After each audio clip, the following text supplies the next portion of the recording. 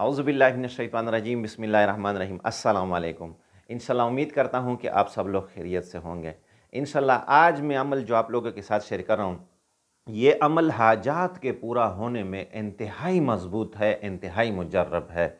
तो इंशाल्लाह रहमान अगर किसी का कोई ऐसा मसला हो कि वो बिल्कुल अटक गया हो और उससे निकलना इस शख्स के लिए मुश्किल हो, यानी वो हल उसको मिल नहीं रहा, या कोई ऐसा हल वो चाह रहा, या कोई ऐसी हाजत है और वो शख्स चाहता है कि मेरी हाजत पूरी हो जाए अल्लाह के फ़ज़ल से, अल्लाह के हुक्म से, उसमें कोई रुकावट पेश ना आए।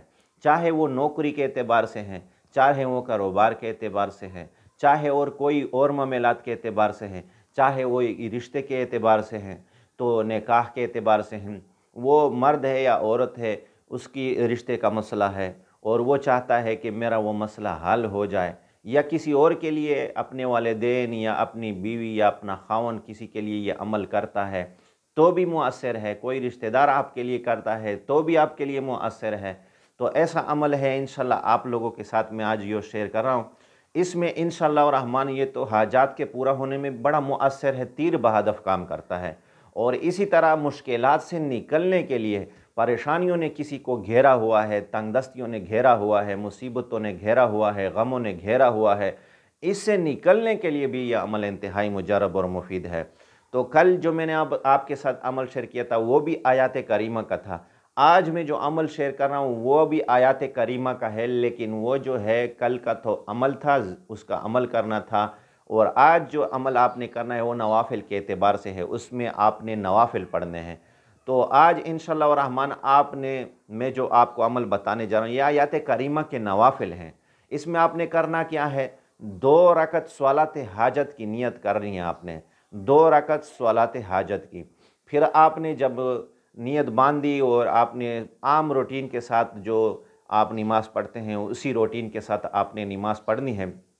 फिर जब आप सजदे में जाएंगे तो सजदे में जाने के बाद सुबहान रब्बियल आला 3 मरतबा पूरा होने के बाद आपने 40 मरतबा सजदे में ला इलाहा इल्ला अंत सुबहानका इन्नी कुन्तु मिनज़ ज़ालिमीन, ला इलाहा इल्ला अंत सुबहानका इन्नी कुन्तु मिनज़ ज़ालिमीन, ला इलाहा इल्ला अंत सुबहानका इन्नी कुन्तु मिनज़ ज़ालिमीन, इसको 40 दफ़ा हर सजदे में कहना है।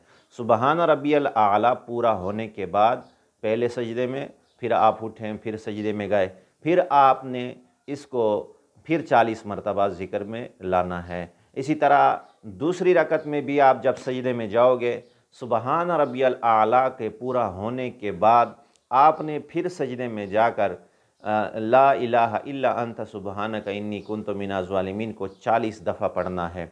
इसी तरह आपने दूसरी रकत में भी इसी तरतीब के साथ आपने नवाफिल पढ़ने हैं।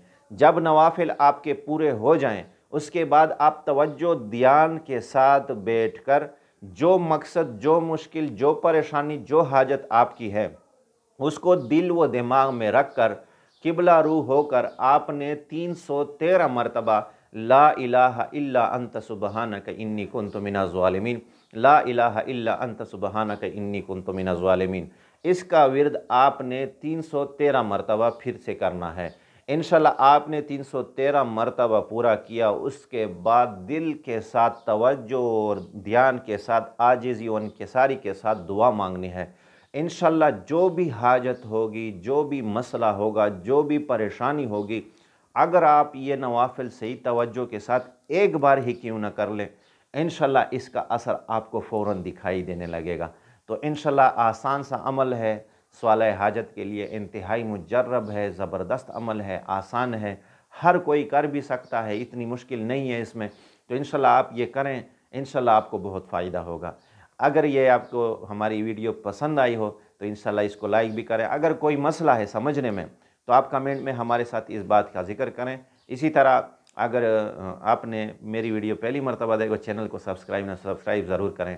और अगर कोई मसला हो, कोई डाउट हो तो हमारे साथ कमेंट में उस बात का तज़किरा ज़रूर करें, इंशाल्लाह हम उस बात का आपको जवाब देंगे। व आखिरु दावाना अनिल हम्दुलिल्लाहि रब्बिल आलमीन।